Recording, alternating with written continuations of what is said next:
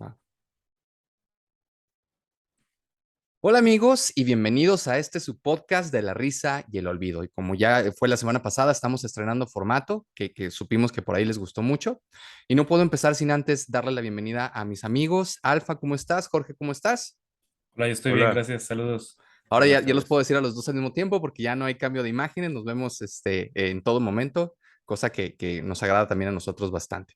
Y bueno amigos, hoy tenemos un tema bastante interesante, vamos a hablar de las perspectivas de la sexualidad y bueno, sin más le doy la palabra a Jorge para que pueda iniciar el tema. Gracias, Dave.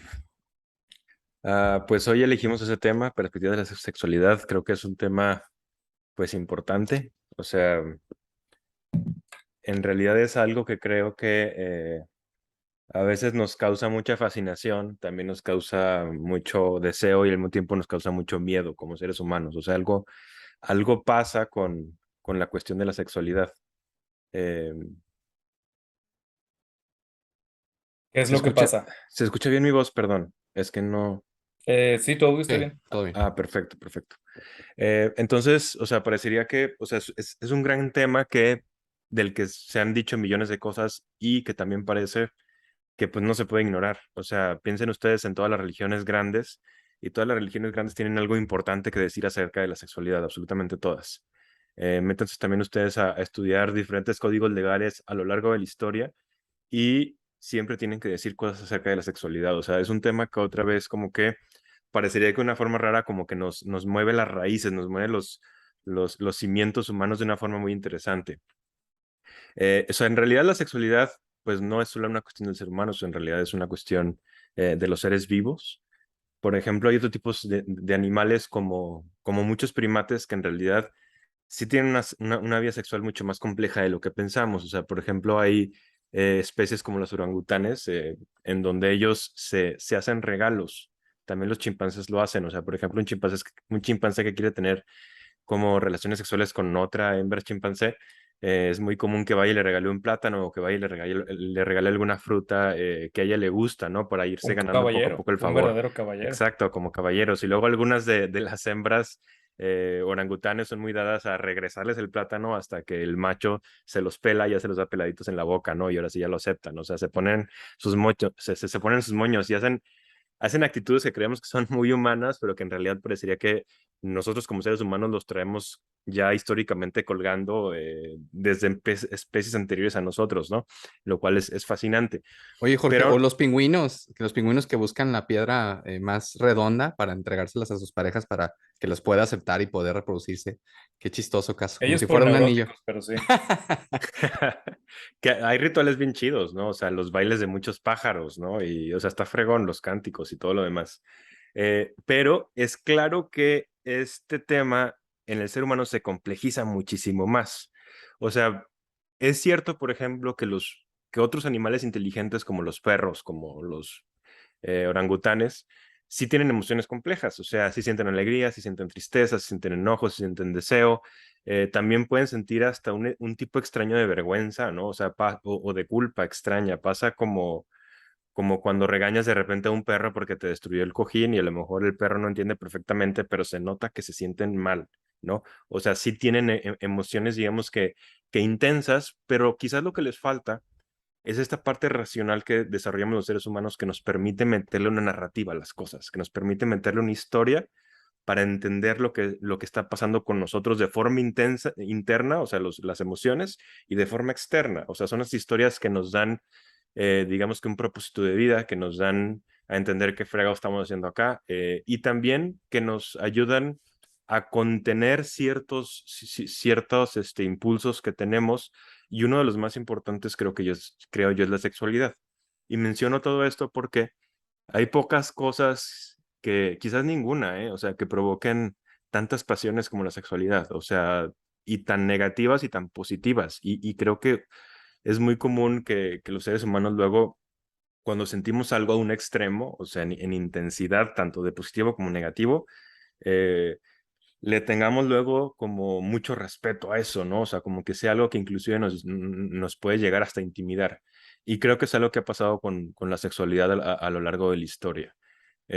O sea, los seres humanos, por ejemplo, en cuestiones legales, desde los primeros códigos legales como el de Hammurabi y todo eso, se notaba ya cómo en realidad había, por ejemplo, leyes que iban, digamos que, con el propósito de contener cuestiones humanas para mantener un orden social, y se entiende como el hecho, por ejemplo, de que no robes o de que no vayas a matar a alguien, tiene sentido, o sea, para que no se te salga de las manos todo esa masacre que se puede realizar, pues tú pones leyes, ¿no? Que las dicten, y pueden ser leyes tal cuales seculares, y la mayoría pueden ser leyes también con cuestiones religiosas.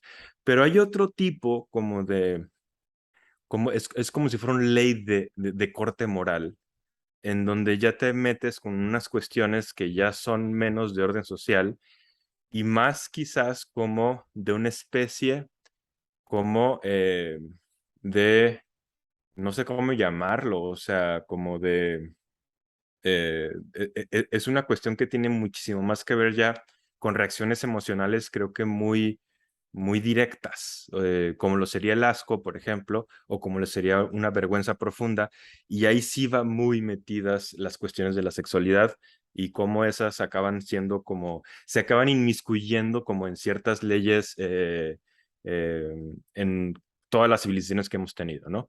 Voy a poner algunos ejemplos, a lo mejor un poco desagradables para unos de ustedes, pero aún así tengo que ponerlos.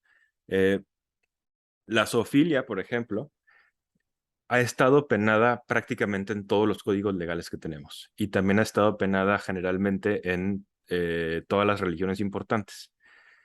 Y la zoofilia es algo que a los seres humanos muchas veces nos puede causar mucho asco, por ejemplo, pero que no se entendería tanto como una cuestión de orden social, en la antigüedad al menos, estar pensando en poner leyes en donde pudieras castigar con pena de muerte a una persona que tuviera sexo con una oveja, por ejemplo, ¿no? Sí, porque estrictamente en qué te afecta a ti como sociedad y o sea, te afecta el ladrón, te afecta el Ajá. asesino, pero que fulanito que haya sido pastor toda la vida, de repente le haya entrado a la vejilla, en sí a ti no te afecta en nada y aún así decides meterte con eso, y aún así decides prohibirlo. Eso es exactamente lo que estás diciendo. O sea, es exactamente eso. Obviamente ahorita ya te metes en un rollo de derechos de los animales y todo eso, pero eso antes no existía. O sea, Totalmente. eso era algo que ni siquiera se podía visibilizar, ¿no? Y sin embargo siempre fue terrible, o sea, fue un crimen tal cual, ¿no? Tanto moral religioso, pero también como legal, ¿no? Por el cual merecías la muerte. Y no es el único, o sea, por ejemplo, hay cuestiones que tienen que ver con incestos, o sea, con relaciones dentro de la familia, y casi todas las religiones grandes lo han condenado, o sea, de muchas formas diferentes, y también los códigos legales. Obviamente es algo que como especie no nos conviene por una cuestión de fortalecimiento de los genes, pero también quizás estaría interesante como que nos diéramos cuenta desde una versión muy básica de dónde nace, por ejemplo, toda esa repulsión que le tenemos a ese tipo como de acciones. Hay un experimento que hace un psicólogo estadounidense que se llama Jonathan Haidt, y él lo que estudia como la moral humana, o sea, se le hace muy interesante tratar como de entender perfectamente la moral humana y qué es lo que acaba provocando esa moral. Y le hizo una pregunta a mucha gente, hace cuenta que él contaba una historia y decía, imagínate que dos hermanos se van de vacaciones un fin de semana solos a una cabaña y deciden tener relaciones sexuales, y ella no puede tener hijos, y ninguno de los dos tiene una enfermedad sexual, y lo hacen de forma consensuada simplemente para saber qué se siente. Se acuestan esa noche, se divierten, se la pasan bien, y después de eso deciden no repetirlo, simplemente lo hicieron por probar y se acabó. Y ninguno de los dos acabó con problemas psicológicos ni nada, y fue una cuestión completamente libre. Ella no se puede embarazar, entonces no hubo un niño de por medio, y tampoco se enfermaron de nada. Y luego le pide a la gente que escuchó la historia que la califique como en un rango como de muy inmoral a moral, a neutral, ¿no? Y todo el mundo la ponía como en muy inmoral y como terrible, ¿no? Y como que era lo que tenía que ser inclusive hasta penado, tal cual, o sea, ilegal. Y acá la cuestión que hacía Jonathan Haidt es decir, pero a ver, o sea, es consensuado, ¿no? O sea, no va a haber un niño de por medio, no va a haber una enfermedad de por medio, no hubo un trastorno psicológico después en ellos, ¿no? Y sin embargo, la gente lo ve como lo más terrible de lo más terrible. Y aún así, a ver, si tienes derecho a sentir asco por eso, pero ¿qué te Claro, importa castigarlos? exacto, o sea, aquí el punto es ese, el punto es que lo interpretamos como algo que tiene que ser castigado, ¿no? O sea, inclusive si lo hace el vecino, y yo no soy ni amigo del vecino, ya que yo quiera que a ese tipo lo metan en la cárcel porque tuvo sexo con su hermana, por ejemplo, o sea, ese es el punto, o sea, el punto es que inclusive cuando quitas de la mesa todas las consecuencias, parecería que hay ahí una falta a la moral que no nos permite aceptar ese tipo de acciones y que quizás vaya muy ligado con el asco, ¿no? A lo mejor desarrollamos el asco a través de las generaciones y la evolución como especie y fue una de las formas en las que justo el cuerpo evita que tengamos sexo con familiares porque no nos conviene, ¿no? Pero aún así, racionalmente hablando, no se sostiene. Es una cuestión meramente emocional. Y eso es algo que ha pasado, creo, muy cañón históricamente con la sexualidad. Hay un caso bien famoso, por ejemplo, de zoofilia en Francia, hace varios siglos, donde en un pueblito francés acusaron a un hombre tuvo sexo con un asno hembra, tal cual. El asno hembra era de él, tuvo sexo con el asno hembra, los vieron, los cacharon y los llevaron a juicio a los dos. O sea, le hicieron un juicio primero al granjero, lo encontraron culpable y después, o sea, y lo condenaron a muerte. Y después le hicieron el juicio a la burrita. Porque lo sedujo naturalmente, pues actuó muy De mal. hecho, los que estaban, digamos que en contra de la burrita estaban diciendo eso, o sea, que la burrita quería, que había sido consensuado, que no sé qué, no sé cuánto, ¿no? Se Eh, y, sabe.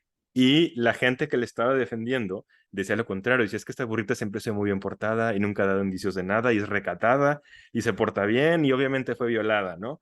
Eh, el primer fallo fue condenarla también a muerte, pero se hicieron en el pueblo varias protestas y al final abrieron el juicio otra vez, le dieron una segunda vuelta y en la segunda vuelta dictaminaron que había sido violación y entonces a la burrita no la mataron, ¿no?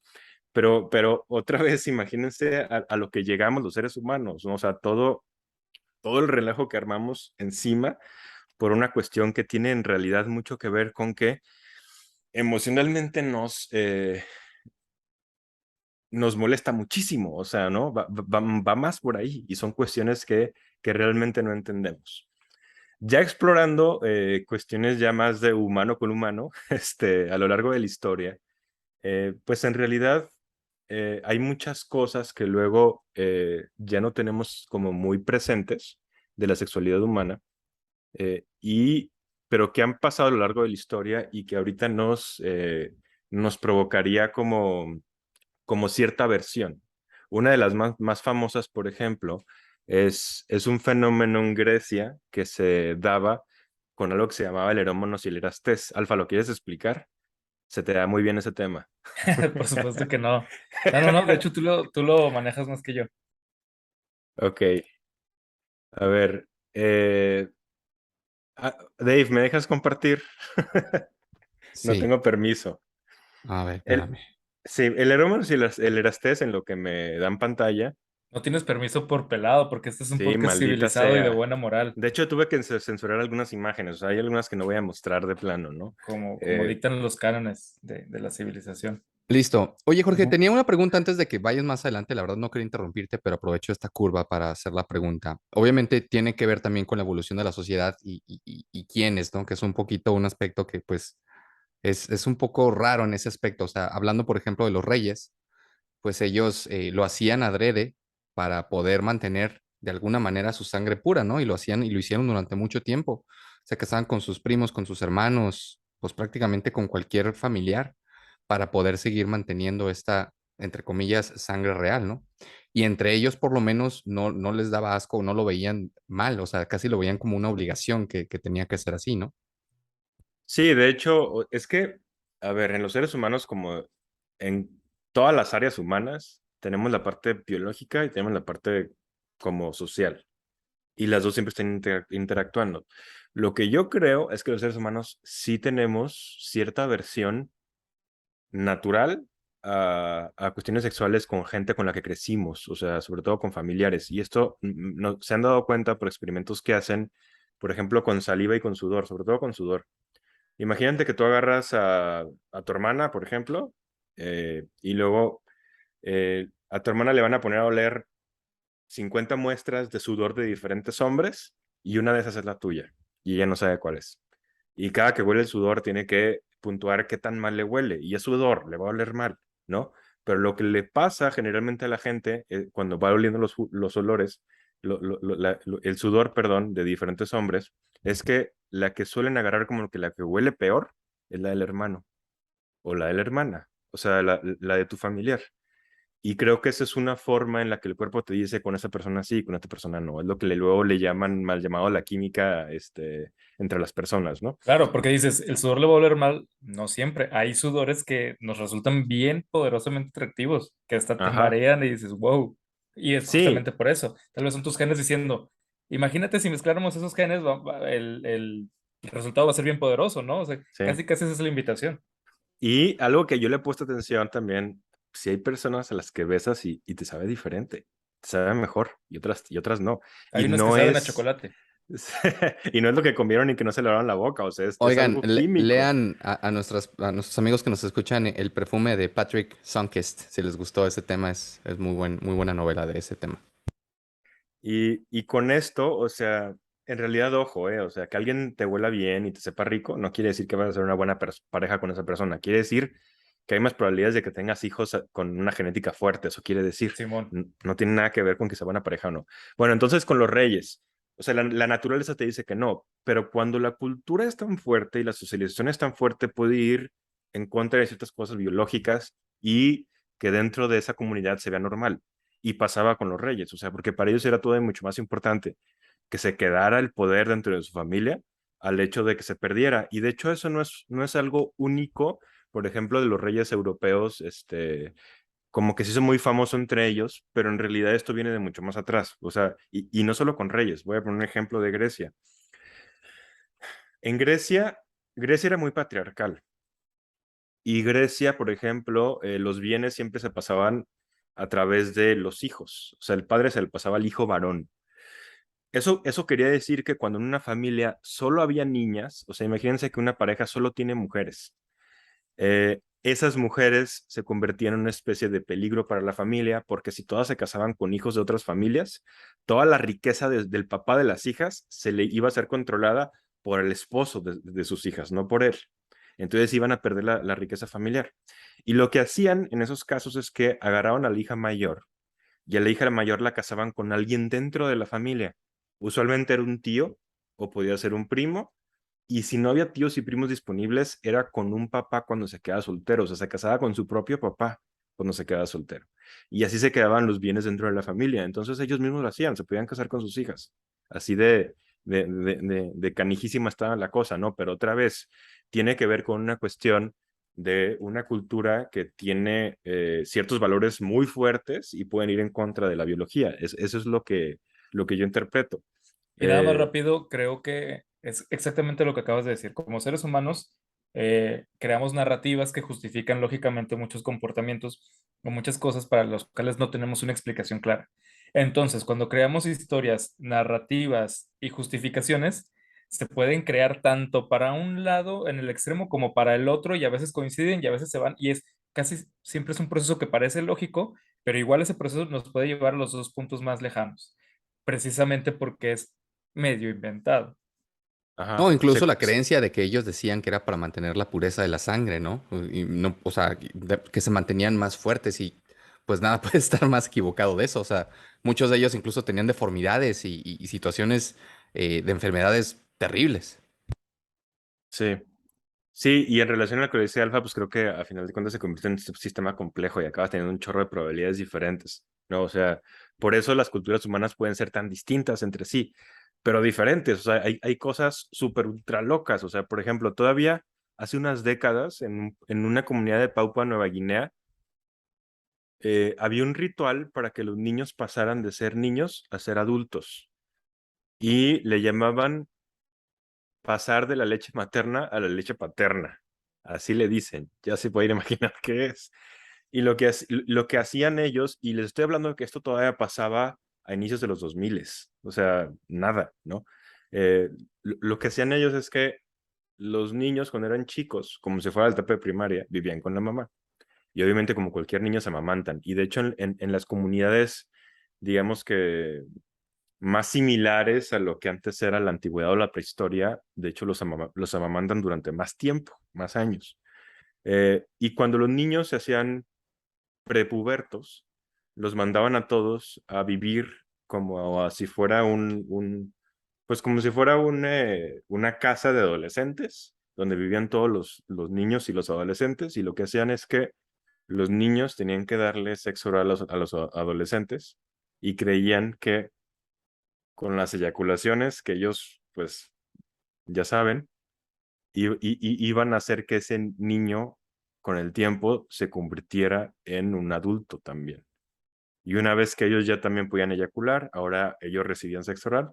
Y cuando llegaban ya a cierta edad que estaban listos para casarse, ahora sí se salían de esa casa y ya se casaban con una mujer y vivían el resto de su vida bajo una vida heterosexual.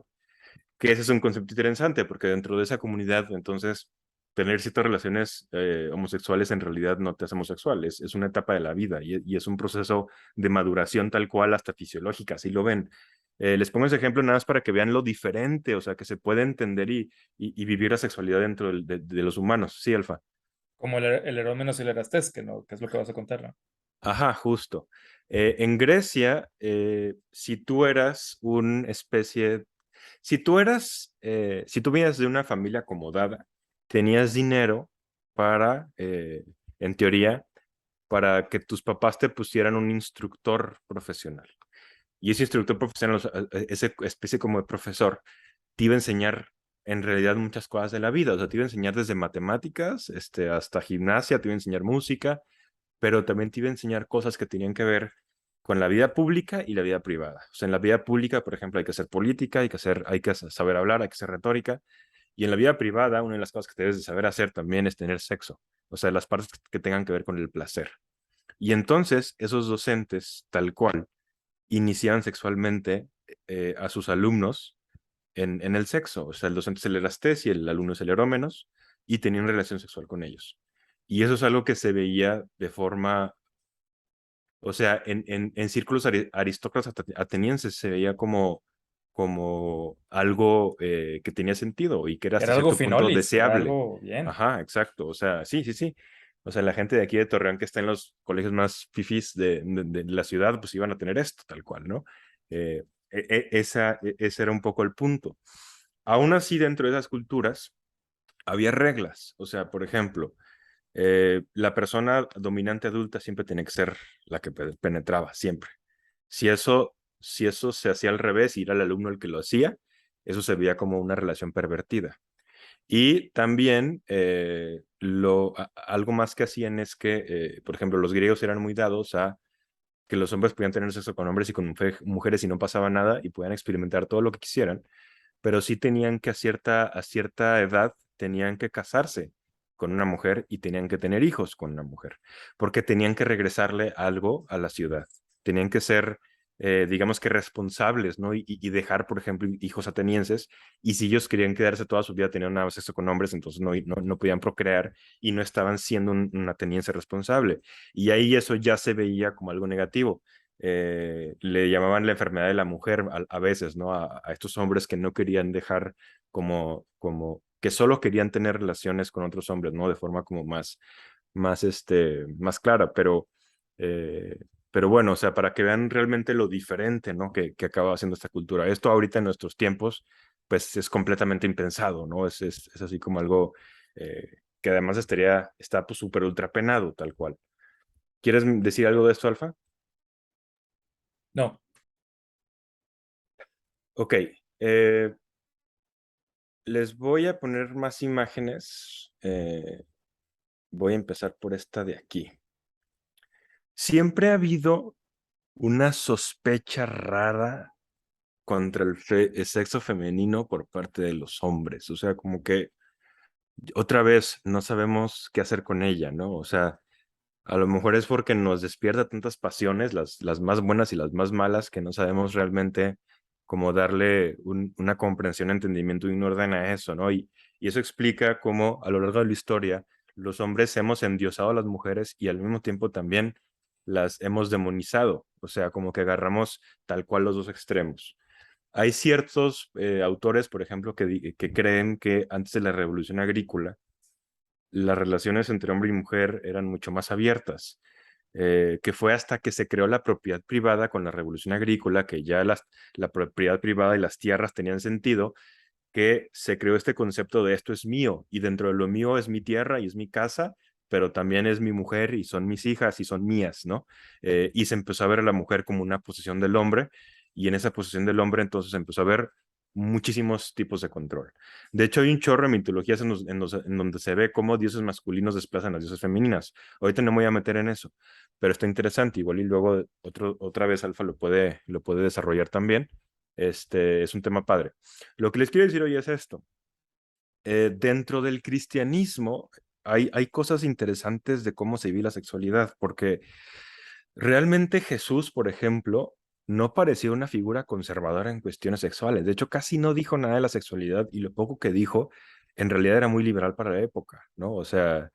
Eh, que el que no, o sea, que la persona que nunca haya pegado, que sea la que le lance la primera piedra a una prostituta, por ejemplo, es bastante liberal. O sea, parecía que era más bien una figura que quería poner a la mujer y al hombre al mismo nivel en cuestiones morales, religiosas y hasta legales. O sea, así parecería, ¿no? No una cuestión conservadora. Muchos analistas creen que fue el evangelista Pablo el que empezó realmente como a cambiar un poco, perdón, no evangelista, pero fue Pablo el que empezó a cambiar eh, eh, las cuestiones sexuales y que empezó a ser como mucho más conservador el cristianismo. Y les cuento todo esto porque va a haber una transición bien interesante de la percepción que se tiene de la mujer dentro del cristianismo. Porque en la Edad Media, por ejemplo, en la gran parte de la Edad Media, eh, la mujer empezó como a ser identificada con la figura de Eva. Y eso es algo que ha pasado en muchas culturas. Es como si dijéramos que en la Grecia luego las mujeres podían ser identificadas con Pandora, por ejemplo, o en el cristianismo las mujeres acabaron siendo como, digamos que representadas por Eva, pero por esta Eva que es la Eva que tienta, ¿no? Es la Eva que primero cae en el pecado, que no sabe contener como sus pasiones y que segundo después también hace pecar al hombre. Es esa interpretación quizás bastante machista, ¿no? De esa época. Y entonces empezó a ser común en muchas comunidades medievales que empezaron a interpretar como que el sexo con el género con la sexualidad más despierta, más abierta, más voraz, más incontenible era el femenino, era la mujer. O sea, la mujer era la que se despertaba sexualmente antes que el hombre y era la que pervertía al hombre con su sexualidad. Y de hecho se empezó a hacer muy común, por ejemplo, que llevaran los papás a los hijos con ciertas mujeres estilo prostitutas, que eran como brujas de la época, a que los fueran iniciando sexualmente, porque ellas eran las que tenían, digamos que, ese conocimiento de esas pasiones sexuales, ¿no? O sea, así como esos educadores griegos, pero acá de una forma, digamos que mucho más, menos intelectual y mucho más, quizás nada más pasional.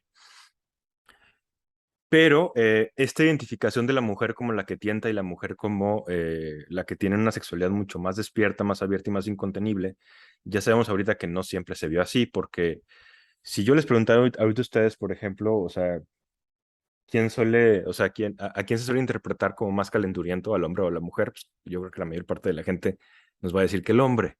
¿O tú qué piensas, Dave? ¿Quién piensa más en sexo, en promedio, los hombres o las mujeres? No, sí, yo creo que definitivamente los hombres, ¿no? Ajá, eso es como Por lo menos en la percepción general de la sociedad, ¿no? ajá, es la postura que tenemos ahorita. Y de hecho, sí se han hecho ciertos estudios científicos en donde al menos sí es más probable que un hombre piense en más cantidades de veces en un día en sexo que en una mujer, por ejemplo. Pero, o sea, en la Edad Media les digo que esto no era así. Y va a haber un momento después de la Edad Media donde va a haber una transición y se va a dejar de identificar a la mujer con Eva y se va a empezar a identificar a la mujer más bien con María.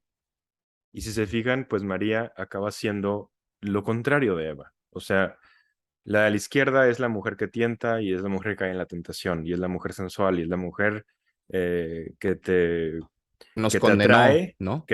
ajá, pero te atrae para condenarte, ¿no? Y esa pintura, por ejemplo, a mí me gusta mucho porque es una mujer desnuda, en algo que quizás alude a una cama o algo así, pero enredado entre la mujer se esconde pues ese pecado que es mortal, ¿no? O sea, esa serpiente que, pues, que te va a matar.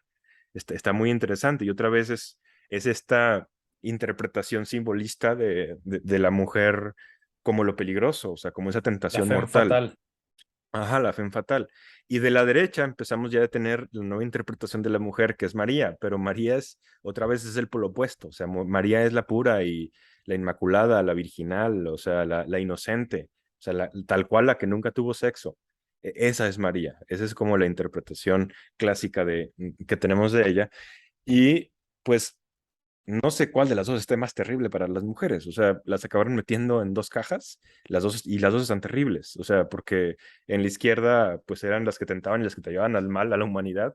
Y en la derecha estás condenado a ser perfecta. O sea, eso es terrible.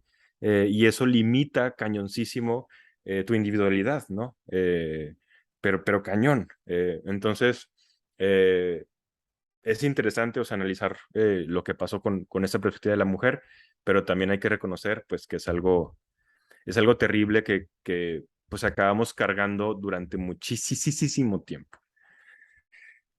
Quiero dar un salto a la época victoriana, pero antes de eso, quiero contarles una historia muy breve, por ejemplo, del momento en el que se crearon los confesionarios. Los confesionarios no siempre existieron en la religión católica. De hecho, la religión católica durante gran parte de su historia no tuvo. Los confesionarios se crearon aproximadamente en 1215. Pero cuando se crearon los confesionarios, realmente los sacerdotes al principio no sabían qué hacer. O sea, si llega una persona a confesarse con ella, no sabían, por ejemplo, qué tipo de penitencias ponerles. Y lo que empezó a hacer la Iglesia Católica es que empezó a hacer unos librototes así grandotes, pesadísimos, y los empezó a mandar a los principales templos de Europa para que ahí los padres, los sacerdotes, pudieran, digamos que, revisar, ¿no? Así de que, a ver, ¿qué hizo la persona? Robó. Ah, entonces si roba, su penitencia es tal cosa. Y ahí veías tal cual la guía de qué hacerle a la persona. Y algo que siempre le llamó la atención a la gente que estudia la sexualidad a través de la historia es que muchos como de esos pecados tenían que ver con cuestiones sexuales, muchísimos. Y uno de ellos, que es el que más se me quedó grabado a mí cuando estudié eso, y nunca se me va a olvidar en toda mi vida, es que venía la penitencia que te ponían por masturbarte. Si llegaba una persona y te decía, ¿sabes qué, padre? Pequé, ¿por qué? Pues porque me masturbé, ¿no? Y la penitencia que decía uno de esos libros que todavía están en existencia es que la persona que se había masturbado tenía que flagelarse una vez a la semana durante 7 años. Esa era el castigo. Entonces, imagínense, ahí se puede ver como lo importante que consideraban y lo terrible que consideraban como la masturbación. Y eso va a ser algo que se va a mantener a lo largo de casi toda la historia y que va a volver a resurgir en una época que le llaman la época victoriana, porque en la época victoriana va a pasar algo interesante y terrible también con la sexualidad, y es que es una de esas pequeñas partes de la historia en donde se quiso esconder por completo la sexualidad de la vida pública, así tal cual. O sea, se trató de agarrar la sexualidad y esconderla por completo. Eh, por eso, por ejemplo, ahí les puse ahí la vestimenta típica de la época en países que fueron, digamos, que agarraron este tren cultural y eran vestimentas en donde la gente está vestida, pero por completo. O sea, no muestran ni siquiera una muñeca, no muestran un tobillo, porque todo eso ya era como un llamado hacia la sensualidad, ¿no? Pero no se quedó nada más ahí y es a donde yo quiero llegar. En aquella época empezaron a salir muchos disque expertos de la sexualidad que empezaron realmente como a tratar de guiar a los padres de familia y a las sociedades a cómo debían de vivir de una forma adecuada para mantener, digamos que a las sociedades a flote, a las sociedades modernas a flote. Y una de esas personas, de las más famosas, fue el creador de Kellogg's, John Kellogg. Ese señor que están viendo ahí en pantalla fue la persona que creó esa marca famosísima de cereales. Su primer cereal fue el Cornflakes. Y su cereal, ese Cornflakes, lo creó. Conflace, como dicen aquí en México, el conflace. Cornflakes, el Cornflakes se creó para evitar algo que le llamaban espermatorrea. Espermatorrea es eyaculación nocturna y es masturbación. Es eso. O sea, ese cereal se creó para que los niños no se masturbaran. Para eso fue. Él tenía la creencia de que si tú hacías una comida que no tuviera azúcar y que fuera rico en otros tipos de alimentos sin azúcar, eso iba a bajar la libido del niño y el niño no iba a querer masturbarse. El vato ahorita se daría un tiro en la frente si se reviviera y viera que su cereal más exitoso de la historia es las azucaritas, ¿va? Y las azucaritas de los Choco Crispies y el Fruit Loops que están llenos de azúcar, pero bueno, o sea, originalmente él lo hizo así, lo hizo sin nada. Eh, pero digamos que sus intentos, porque los niños no se masturbaran, no se mantuvieron ahí. O sea, este es el más decente de todos. Tiene un libro que de hecho escribió durante su luna de miel, y fue una luna de miel en la que él no quiso tener sexo. De hecho, él alguna vez dijo que de una de las cosas que se sentía más orgulloso en su vida es que en 40 años de matrimonio nunca había tenido sexo con su esposa. O sea, decía que hacía las cosas que él más tenía presentes. Callback, aquel personaje que mencionaste alguna vez que de lo que más orgulloso se sentía es de jamás haberse reído en público. Reído. Los dos, Bueno, fuck you guys. sí, no, terrible. No sé cuál está peor de las dos. Tenía otras cosas, por ejemplo, o sea, el cornflakes es decente, pero en uno de sus libros te explica ciertos procedimientos ya más elevados para que los niños masturben. Y una de esas es la circuncisión. La circuncisión se puso de moda en Estados Unidos, no por cuestiones religiosas directas, sino por cuestiones puritanas como esta. La circuncisión se hizo para que los niños en Estados Unidos no se masturbaran y se puso de moda como a partir del 1870 más o menos. Él es de esa época. Su libro que les cuento ya ahorita es de 1888, pero todavía hizo cosas posteriores. Y ahí él te explica que la circuncisión se tiene que hacer sin anestesia, porque el punto es que les duela a los niños y que asocien el dolor con el regaño de algo sexual y que ese dolor es una forma de purificar la mente del niño, así. ¿Vas a Queden decir algo, Alfa? traumadillos. Sí, tal cual, o sea, que queden traumados. O sea, era algo horrible. Había, no sé si ustedes sabían, pero por ejemplo, cuando estaban cuando la Iglesia Católica, por ejemplo, eh, torturaba gente, había cierta creencia que una forma, por ejemplo, de sacar el pecado del cuerpo humano era torturando el cuerpo, porque el pecado y el demonio se podían incrustar en los huesos y por eso había torturas que te molían todos los huesos en vida, tenían que matarte mientras te iban rompiendo todos los huesos.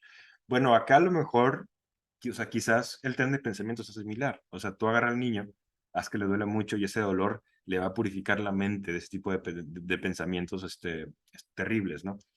Tenía otro procedimiento que decía, si no tienes lana para hacer una circuncisión, tú mismo le puedes hacer unas suturas al niño y te explicaba cómo suturar pues el pene del niño para que fuera físicamente imposible que tuviera una erección el niño, ¿no? O sea, imagínense, o sea, la versión barata, con tu aguja y con tu hilo, un poquito de fuego y se chingó.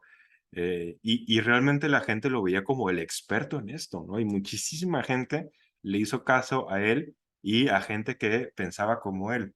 Había un diario médico y cirúrgico famosísimo en Estados Unidos, de los más importantes del país, que decía que la masturbación era lo peor que le había pasado a la humanidad. O sea, decía, la masturbación es peor que las guerras y es peor que las viruelas y es peor que varias enfermedades. Decía, la masturbación es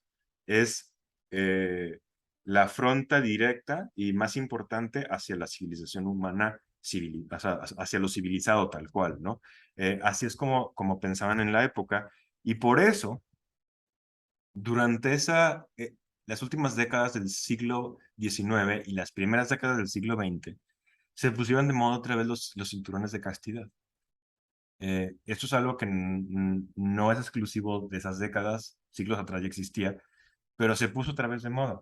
Y empezaron a vender eh, objetos como este. O sea, aquí están viendo, por ejemplo, uno, para la gente que está en Spotify lo explico, pero es un cinturón que se ponían las mujeres y en la parte donde está la vagina tiene picos. Y esos picos, pues, Son como dientes afilados, ¿no? ajá, como dientes afilados, ¿no? Y si entra, pues a lo mejor ya no sale, no lo sé. pero pues es una cosa terrible. Este se aplicaba para las mujeres. A las mujeres también, por ejemplo, Kellogg decía que le pusieras, había un compuesto de un tipo de ácido, no recuerdo exactamente cuál es, que decía que se lo pusieran hasta las niñas en el clítoris para que no se tocaran. Eh, También, o sea, te hacía esa parte como insensible y te lo iba quemando. Pero bueno, esta es una forma ya más directa de hacerlo, es un cinturón de castidad. Y había también dispositivos para hombres. Aquí estamos viendo uno.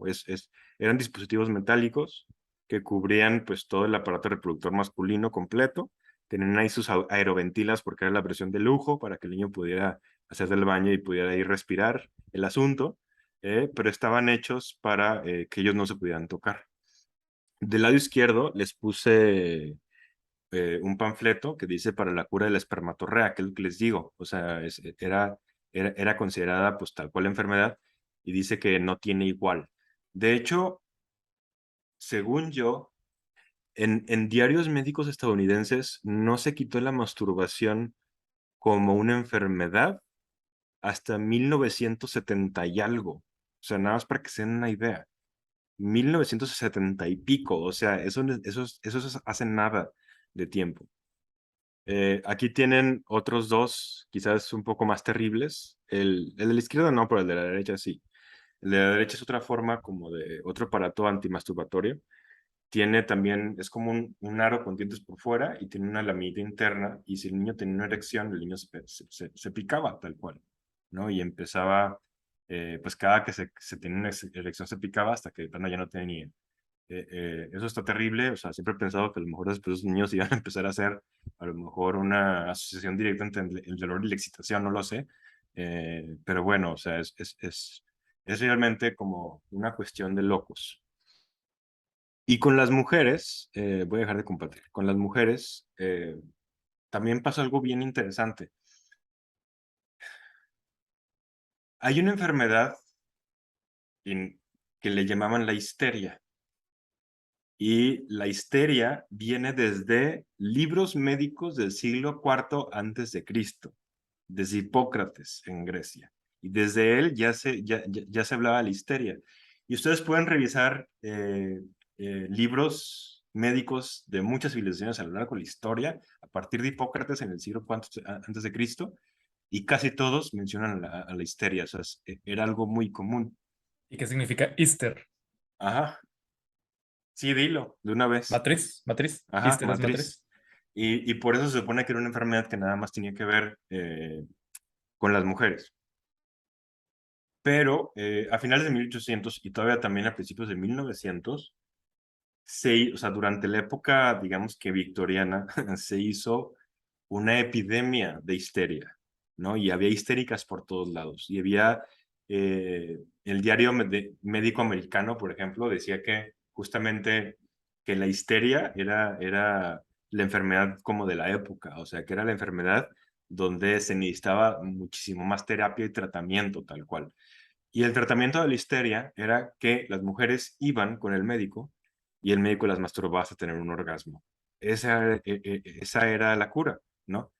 Y económicamente hablando estaba fregoncísimo para el médico porque, una, las pacientes nunca se iban a morir de eso, y dos, tampoco se iban a curar porque era una enfermedad, y tres, siempre querían regresar por su terapia, ¿no? Entonces eran mujeres que tenían una vida sexual inexistente en la casa porque en ese entonces la sexualidad femenina era completamente reprimida. De hecho, el orgasmo femenino se veía por muchísima gente como un mito, como algo completamente inexistente. O sea, los hombres teníamos orgasmos y los hombres disfrutamos del sexo, las mujeres no disfrutaban el sexo y para ellos era nada más una obligación con su marido. Así se veía, ¿no? Y cuando No iban a es esas... por vicio ni por fornicio, sino por poner un hijo a tu servicio. Esa oración Ándale. existe, es real, es real.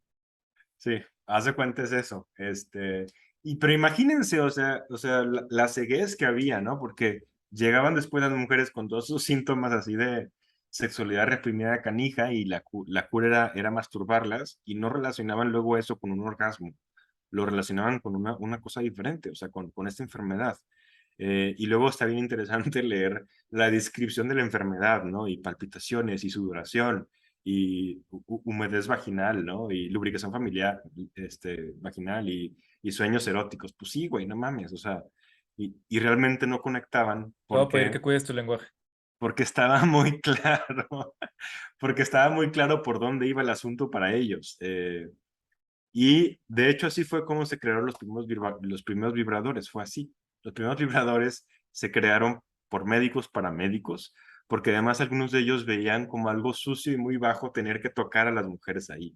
O sea, era tan pudorosa, ahora sí que la moral de la época, que hasta los médicos hombres decían, es que no, o sea, no quiero hacer eso, no es agradable, ¿no? Entonces, para no tocarlas y para que ellas además terminaran más rápido, entraron a usar vibradores.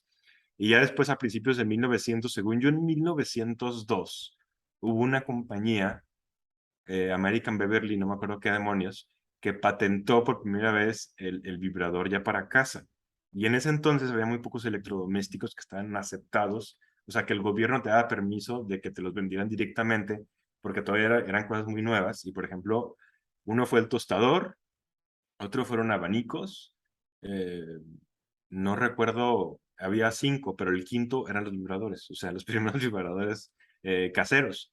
Y se vendieron tal cual, ahora sí que como un objeto que su fin era terapéutico, ¿no? No era otra cosa más que eso. Eh, no sé si tengan alguna duda, pregunta o quieren agregar algo. Yo tengo algo que compartir, pero no sé si ese es el momento después. ¿Qué tanto No, vas a no, dale, de una abarcar? vez. Ok. Sobre lo que estás comentando, eh, creo que yo tengo que señalar que mucho tiene que ver con lo que ya has mencionado, que es las narrativas, que ya lo dije yo también. Pero yo me quiero referir directamente a las narrativas sobre el poder. Es decir, en ese sentido, Marx tenía completa razón. Cuando alguien llega al poder, tiene que crear una justificación absoluta de por qué permanece en el poder, porque si no da esa justificación, toda la gente que quiera acceder al poder va a decir, pues yo también, si yo soy más fuerte o si le hago la guerra o si puedo hacer algo, puedo acceder a ese poder. Entonces, estas clases, estas élites que tienen el poder, crean sus justificaciones y les llaman, Marx le llama la ideología, ¿no? Y digamos que son las leyes y digamos que son las instituciones y todo esto. ¿Por qué se fijan tanto en ciertos aspectos? Porque hay cosas que son fáciles de controlar y hay cosas que son completamente difíciles de controlar. Y estas justificaciones y estas narrativas se basan en la lógica. Y hay cosas que superan la lógica y hay cosas que rompen la lógica y hay cosas que, lo sabemos, el hombre más pulcro, más lógico, más sensato, se puede perder por esas cosas. Una de ellas podría ser la ira, ¿no? Otra de ellas podría ser el amor como tal. El amor, el amor, el amor. A ver, ese güey mató a mi hijo, por lo tanto yo lo destruí, ¿no? O sea, ahí no le puedes pedir nada al hombre lógico, no le puedes pedir nada al hombre sensato. Y otra es, por supuesto, y tal vez la más común y la más constante, la más repetida, es el sexo. No lo puedes, no es tan fácil controlarlo. No le puedes pedir a hombres y a mujeres que sean sensatos al respecto. Las más grandes estupideces de la cotidianidad humana generalmente están relacionadas con algún punto de índole sexual. Entonces, es por eso que también yo creo, yo antes de pensar en el puritanismo y en la moralidad, creo que tiene que ver directamente con el control y con el poder. Y después las narrativas se van separando de su causa original y nos vamos quedando nada más con las consecuencias, con los actos y se va tergiversando la justificación y es tal cual que hoy tenemos. Incluso hay una señora en TikTok que es muy famosa, que es como una señora muy puritana que trae su mantito y que dice, se venía al infierno todos, son los pecadores, quién se ve qué, y da mucha risa, pero la señora lo dice en serio. Esa señora no puede existir sin una justificación tergiversada a partir de todo esto, porque estrictamente a ti, ¿qué chingados te importa que uno haga una u otra cosa? Pero es que necesitas mantenerlos en control. Entonces, por ejemplo, ya lo hemos dicho y lo vamos a repetir un millón de veces, las grandes religiones sistematizadas que tenemos iniciaron como religiones que al mismo tiempo eran centros de poder político, justificaban y ellas mismas eran el poder político y son patriarcales machistas. Las religiones que se crearon a partir de la escritura y las que se quedaron son machistas. Y una de ellas, de las más importantes e influyentes, es el hinduismo. Y en el hinduismo existía una élite que eran los brahmanes. Esa gran élite manipulaba y monopolizaba absolutamente todo lo que se vivía. Y hubo un momento muy importante dentro de esa misma religión la que algunos brahmanes y algunas personas que tenían como ciertas influencias pre-arias, que ahorita no voy a explicar qué es eso, crearon una revolución dentro de esa misma religión. Como el brahmanismo que había en ese entonces era muy puritano, como lo hemos visto, muy así, solo el ritual, solo lo bonito, solo lo sagrado, solo lo celestial, estos dijeron, pues vamos a liberarnos, o sea, no les vamos a pedir a ellos que cambien, nosotros vamos a crear nuestra propia relación con la divinidad. Y nosotros estamos cansados de que nos digan cómo se vive la relación con el cosmos, con Dios, con nuestro propio cuerpo. Entonces nosotros vamos a encontrar nuestras nuevas formas de relacionarnos con ello. Y crearon unas técnicas y manejaron de alguna manera muy interesante esta relación y se creó el tantrismo. Y el tantrismo es un redescubrimiento de la divinidad, ya no negando el cuerpo, ya no negando las potencias, que es lo que le da miedo a los puritanos, ¿no? Sino aceptándolo y aprendiendo a controlarlo y aprendiendo a estar en paz con él.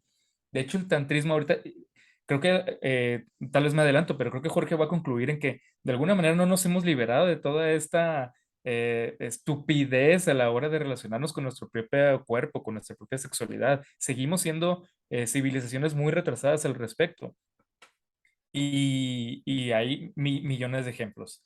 Y tal es así que hoy cuando alguien escucha algo del tantrismo, lo que piensa es en el Kama Sutra y lo que piensa es una exageración y cosas libertinas o cosas como medio superficiales. Y no, el tantrismo en realidad lo que es buscar en la comida, en las carnes que se prohibían, en el sexo, en el beber el alcohol, en todas esas cosas que eran como prohibidas encontrar manifestaciones divinas, no para abusar de ello, sino incluso para liberarse. Pero ¿cómo te puedes liberar de algo que siempre has estado reprimido y que siempre has estado obsesionado con eso porque no lo puedes vivir?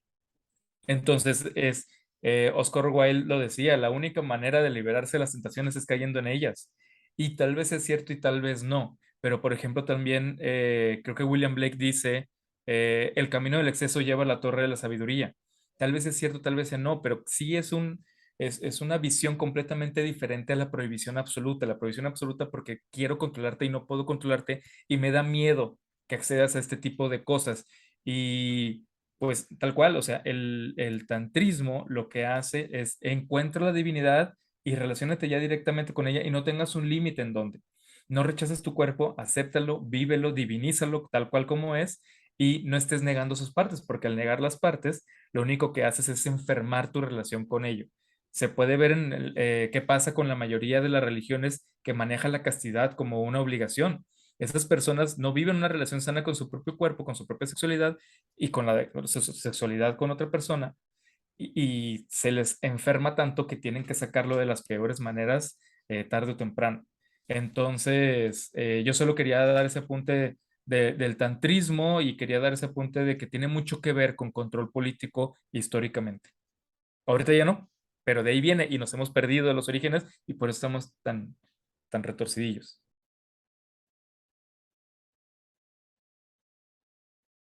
Dave, No, a mí lo único que quería comentar que me parece súper interesante, estaba leyendo un artículo en la mañana precisamente respecto a esto, preparándonos para el tema, y dice que la gente tiene menos relaciones sexuales que hace 30 o 35 años. Es muy interesante.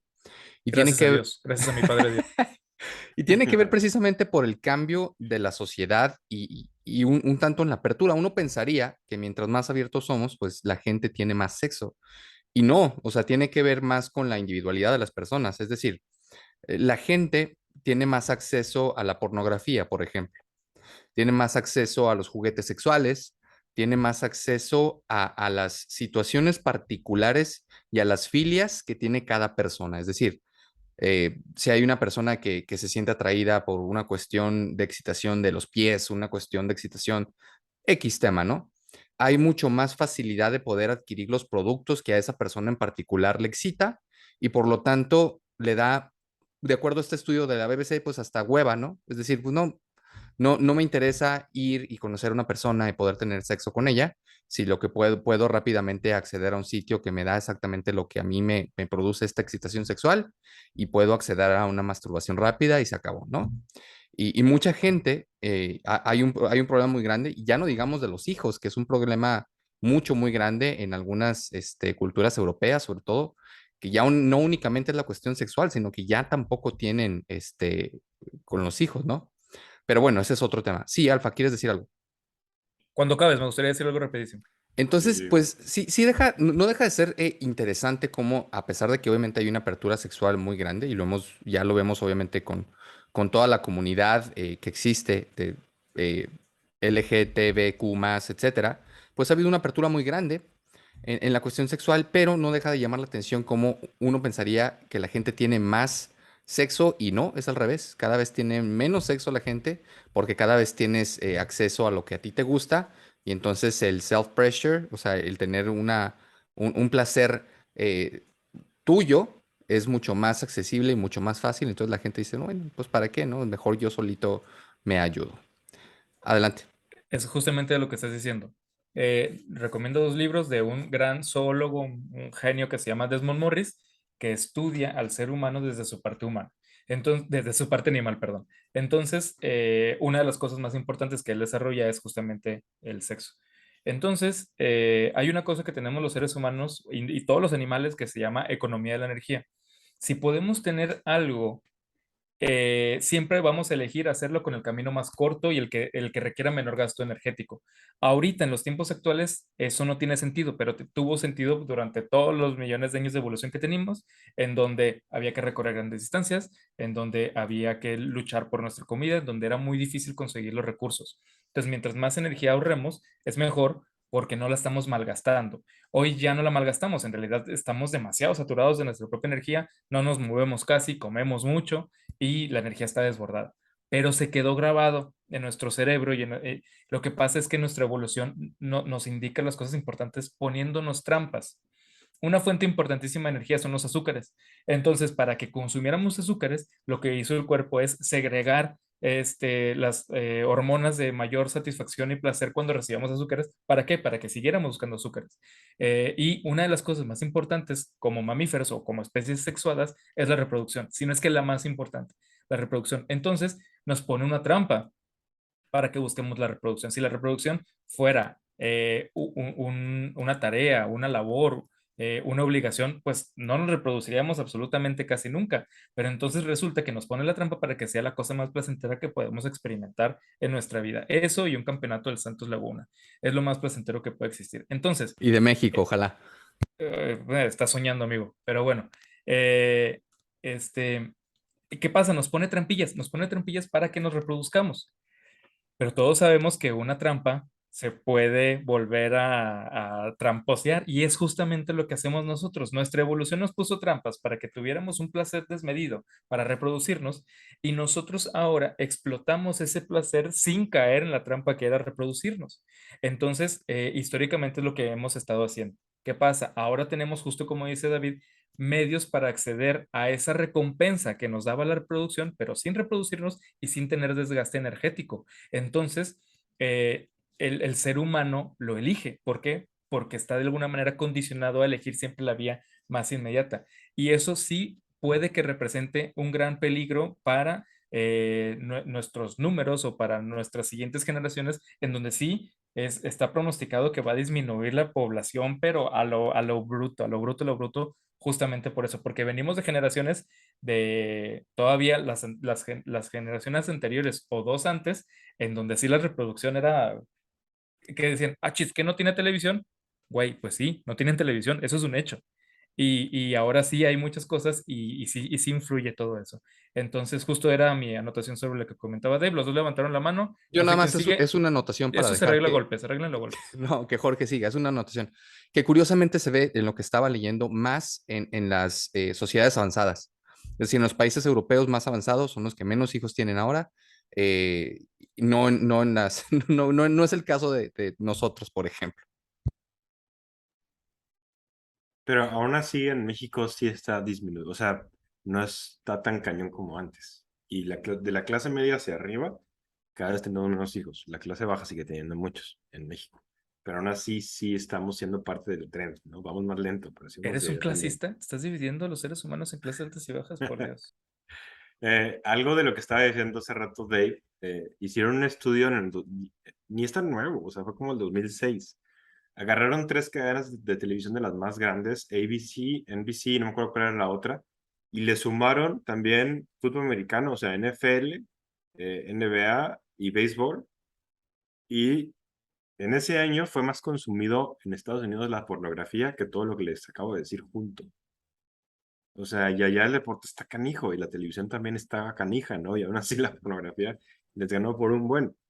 Y además esta cuestión de la pornografía, pues nada más va a ir en aumento, ¿no? Porque, o sea, el porno hace unos años eran nada más fotitos y luego videos con pésima calidad y de repente ahorita ya son 4K, 8K y con realidad virtual. Y al rato la realidad virtual va a estar muchísimo más avanzada y pues menos, o sea, va a ser difícil que los seres humanos luego no queramos salir de eso, porque otra vez es el placer inmediato con además el menor gasto de energía, como decía Alfa, ¿no? Y además, también la socialización humana pues es cada vez más compleja. O sea, eh, sí, hay mucha gente en el mundo, pero hay mucha gente muy sola, hay mucha gente que no conecta, hay mucha gente que no es aceptada. Hay un fenómeno que se dio desde Tinder, o sea, empezó con Tinder y el resto de ese tipo de aplicaciones, en donde se empezó a dar otra vez este fenómeno de la hipergamia, que es la idea de que un porcentaje muy pequeño de hombres se quedan con casi todas las mujeres, tal cual, ¿no? Y ahí lo que pasa es que tú haces análisis de Tinder y te das cuenta que son un porcentaje como de menor al 10% de los hombres que se quedan con casi todos como los likes de las mujeres, o sea, que les hacen match a esos hombres, y la gran mayoría de los hombres tienen muy pocos likes y de hecho una gran mayoría, un gran porcentaje, perdón, no tienen ningún match tal cual. Eh, entonces, estos nuevos modelos, por ejemplo, de ligar, los nuevos modelos de encontrar romances, pues están afectando a la mayoría de la población masculina ahorita, tal cual. O sea, se están quedando sin parejas. Y si esos hombres se quedan sin parejas, entonces, o sea, ¿qué opciones les quedan? Y creo que una de esas opciones súper claras, pues es la pornografía. Y lo voy a decir así, o sea, quizás sea una de las opciones menos perjudiciales, porque si esos hombres luego no tienen forma también de vivir su sexualidad, pues quién sabe cómo demonios se van a estar comportando. O sea, yo creo que se podrían comportar todavía de formas muchísimo más agresivas. Pero la otra manera de verlo es que también él, esa persona que no consiguió rápido una pareja, cambie comportamientos, se supere, salga a la calle, cambie patrones y logre y luche por una pareja. Tal vez Sí, no va a claro. encontrar las parejas como el vato este súper en el chat y no va a tener 20. Pero tal vez si no, él no tuviera esta opción, esta otra alternativa, él mismo se esforzaría para conseguir una. Y eso es algo bien válido y eso es algo bien padre en la vida. Y tal vez ya no lo va a hacer. Entonces creo que están las dos maneras de verlo, que tal vez eso le causara una frustración y que le causara ser un paria y una persona terrible que tuviera consecuencias malas en la sociedad, y la otra es que pudiera superarse y no sé, mejorar ciertos hábitos o ciertas cosas que tal vez ahora no lo va a hacer. Sí se le pone más difícil la pornografía, pero yo también creo que hay muchas personas que dar ese paso de mejora personal se les hace muy complicado. O sea, yo creo que ahorita no tenemos las estructuras educativas y culturales para que esos hombres aprendan como a superarse de esa forma. Quizás deberíamos empezar a pensar en hacerlas, porque no se tienen. Y mientras no se tengan, para muchos de ellos creo que va a ser muy complicado. Y luego Sí, son de acuerdo. temas que no están tan visibles todavía y que sin embargo, pues ahí están, ¿no? Oye, Jorge, y bueno, sin salirnos del tema, parte también del gran problema que tenemos es que pues no hay una educación sexual en México todavía. O sea, digo, hablando estrictamente de nuestro país, ¿verdad? Es muy, muy pequeño lo que ofrece la educación pública, e incluso en la educación pública y en la educación privada. Yo trabajo en una escuela. Es muy complicado hablar de esos temas. O sea, sigue habiendo muchos papás que no quieren que su hijo escuche nada de ese tema. O sea, es muy, muy difícil. Y entonces te enfrentas, otra vez caes en esa trampa de la pornografía y por eso es que hay adicciones a la pornografía, porque bueno, eso lo hacen cuando no ven los papás, ¿verdad? Cuando no hay nadie y pueden acceder de una manera, hoy en día es súper fácil. A nosotros nos tocó muy complicado porque adquirir una revista pornográfica era como que, uy, súper difícil. Y la tenía generalmente un amigo y todos iban a casa de ese amigo a ver el elixir de esa revista. Hoy en día es súper fácil para cualquier joven, pues sí, adquirir la pornografía, ¿no? Sí, ya no se puede controlar. Y el porno ahí sí, malamente, sí se convirtió pues en el profesor, en el educador de la sexualidad de las generaciones y pues, está de la fregada, ¿no? Porque en realidad está muy alejado pues, de la realidad. Sí, ese es un tema, creo que pues sí es importante y habrá que ver qué demonios hacemos con eso. Pues de mi parte yo creo que estoy bien, o sea, tengo más cosas que decir, pero igual y me alargaré mucho, entonces mejor preferiría decirlas en una parte 2. Creo que la Exacto, verdad, podemos abordar una parte 2. sí, claro. De hecho, lo que les iba a decir es que creo que invita mucho a ustedes, a nuestro público, a que puedan hacernos preguntas. Digo, no nos consideramos expertos directamente en la sexualidad, pero es un tema bastante interesante y la verdad a nosotros nos gustaría mucho escuchar lo que ustedes tienen que decir. Por favor, como siempre, les pedimos nos puedan escribir. Siempre tratamos de responder alguno de nosotros tres o nosotros tres. Y la verdad es que es un tema bastante interesante. No sé si tengan alguna otra cosa para cerrar, amigos. Pues de lo que acabas de decir, una disculpa porque creo que del video pasado no hemos respondido nada. Entonces, igual ahorita me doy un momento para empezar a responder eso. Pero yo, de algunas de las cosas que más valoro, o sea, sí valoro muchísimo la preparación, platicar, estar aquí, el tiempo con ustedes, pero una de las cosas que yo más valoro son las cosas que veo escritas en YouTube. Y también cuando nos empiezan a seguir en Instagram, ahí también hay una deuda porque no le hemos metido, pero pues sí, ese sería el compromiso de también empezar a ser más activos en esas redes porque pues es muy padre. Muchísimas gracias por tener esa respuesta. Sí, siempre lo leemos, siempre, pero hay que contestarlas más. Sí, de acuerdo. Bueno, amigos, si no nos queda más que despedirnos, esperemos les haya gustado mucho este programa y nos vemos la próxima semana aquí en su podcast de la risa y el olvido.